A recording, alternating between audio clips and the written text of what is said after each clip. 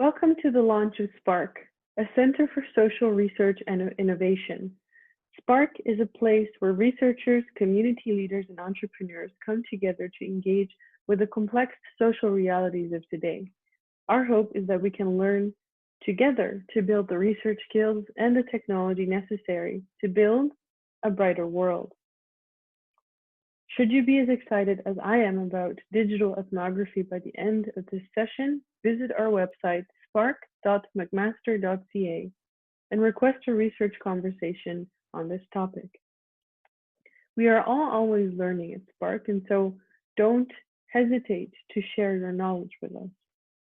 This session, as you know, is called Digital Ethnography, a pandemic-friendly methodology. Digital ethnography is a social research method used primarily by anthropologists, ethnographers, data science, and communications researchers. My name is Astara van Jacht, and I'm a first-year PhD student in sociocultural anthropology.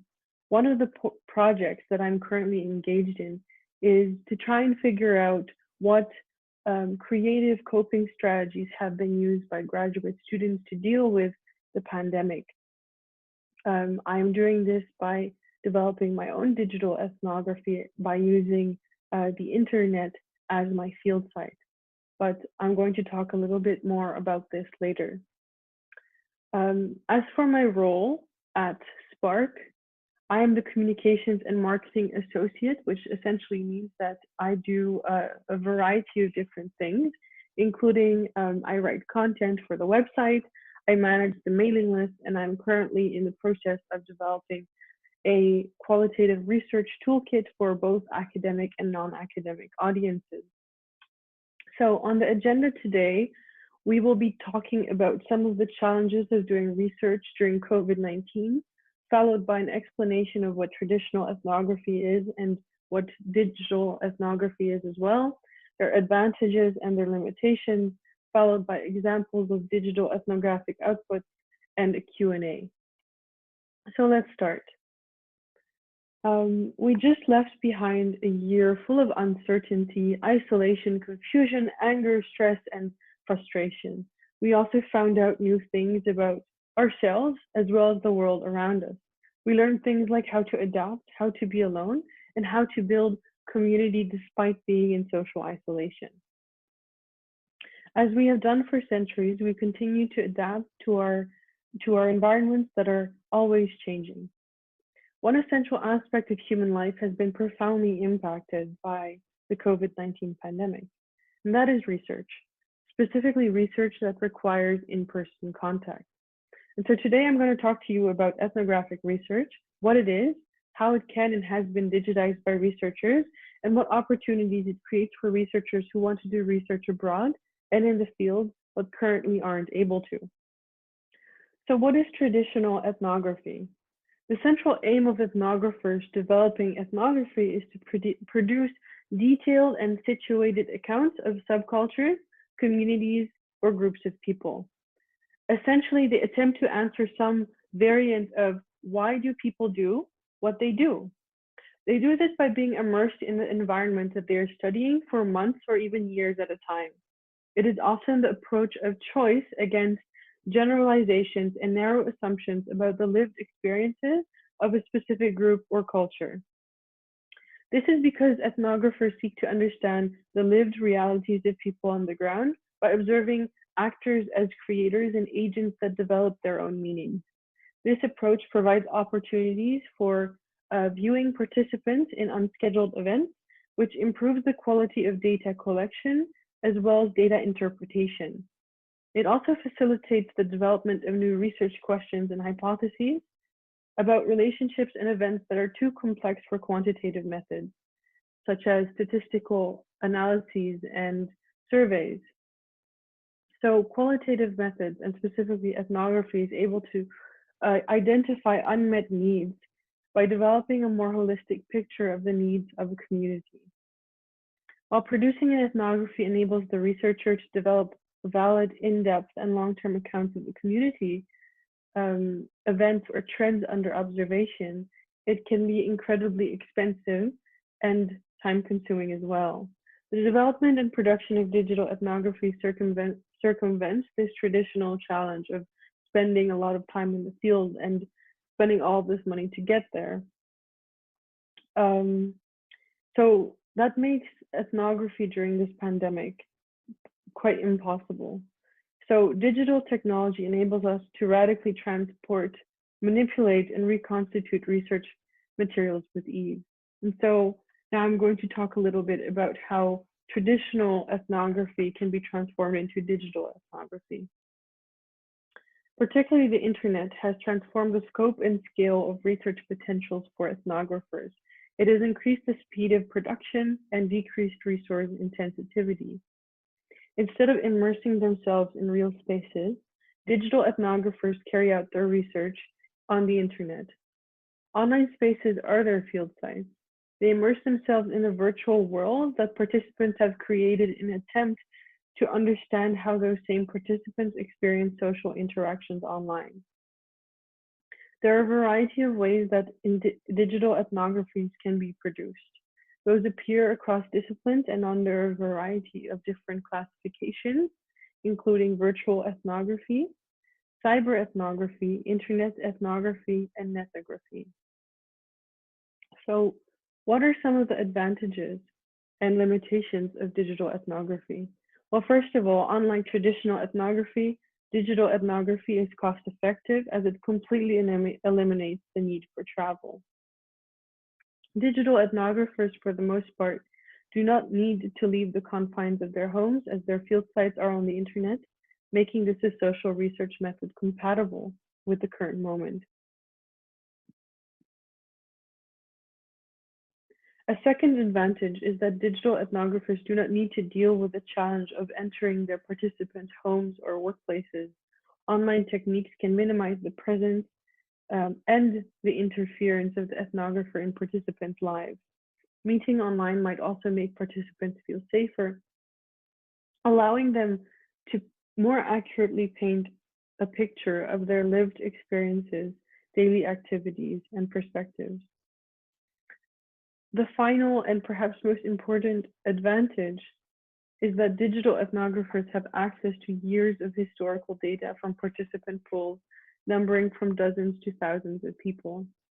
They are limited only by their data processing and interpretation capacities, as the scale of data that digital researchers could have at their disposal is virtually infinite. So some of the limitations. Unfortunately, the internet is also a space where deception is rampant. We've all heard of the spread of misinformation, disinformation, fake news. Conducting ethnography in cyberspace opens up the possibility of deceiving one's identity by either participants or researchers, or by both groups involved simultaneously. Another challenge faced by digital ethnographers will likely be the instabilities associated with online communities. Online communities are continually being redefined as members enter and leave, which may happen quite often. This means that the researcher may have a transitory relationship with members of the group and needs to think about the ways in which their own presence may change group dynamics in online spaces. A third challenge is the difficulty around creating a safe virtual environment for participants. For the results of digital ethnographies to be valid, participants of the study have to feel safe with the researcher's existence in and observation of the group. This is a challenge for both traditional and digital ethnographers whose close proximity to participants may change their behaviors. Next, I'm going to speak briefly about existing innovative digital ethnographies. On the screen, you will find 3 websites that have collected from a range of social science methods, including the digital ethnography. Each incorporates a variety of ethnographies, both traditional and digital, that have developed into pretty interesting projects. The first is Understanding Race, which is a cool website, as you can see in front of you, that was created as part of the RACE project, which seeks to expand current thinking about race and human variation. Through a series of activities, the RACE project commissioned papers that examine Race and Human Variation from Varying Viewpoints Among Scientists and Scholars. This project by the American Anthropological Association looks at race through three different lenses, through history, science, and lived experience with videos and interactive timelines. Current science says we share a common ancestry and that the differences among people we see are simply natural variations. These natural variations are the result of a variety of things, including migration, marriage, and adaptation to divergent environments. By exploring the complex story of race, the Race Project explains differences among people and reveals the realities and unrealities of race. So as you can see on the screen, there are three tabs that you can click. The first one is history, and this takes you through the history of race and the social construction of race. It goes over the colonial experience, early classification of nature, slavery, the invention of race, and different exhibitions that have been placed all across the world, the anti-immigration movement, the civil rights movement. It goes through the history of why race was constructed by colonial enterprises and why it is still used today. Human variation and lived experience are a variety of tests and quizzes that allow you to walk in the shoes of someone else, to question your own understandings of what race is. So this is a really cool website to start with when looking for what you can do as a digital ethnographer and how that can come together in different methodological ways. The second ethnographic project that I wanted to bring your attention to is the Digital Himalaya project, which sort of works as an online archive for ethnographic materials like films, journals, maps, and music, specifically from the Himalayan region. So I'm going to show you what that looks like. So this website or this project was established in December of 2000 at the Department of Social Anthropology at the University of Cambridge. And so the Digital Himalaya project continually expands its online collections to include contemporary film and video. And as you can see, it is incredibly easy to navigate. So if you want to know about journals, you just click journals, and then you can find different copies of a number of journals, magazines, and publications of Himalayan studies. Or if you want to find rare books and manuscripts, some of this is in Sanskrit, but others aren't. And so you can just look for the names of rare books and manuscripts if you're interested in that. Or there are maps of the Himalayan region. There's music that is created and developed by people that live in the Himalayan region. And so this is a really cool archive of an online collection of ethnographic materials.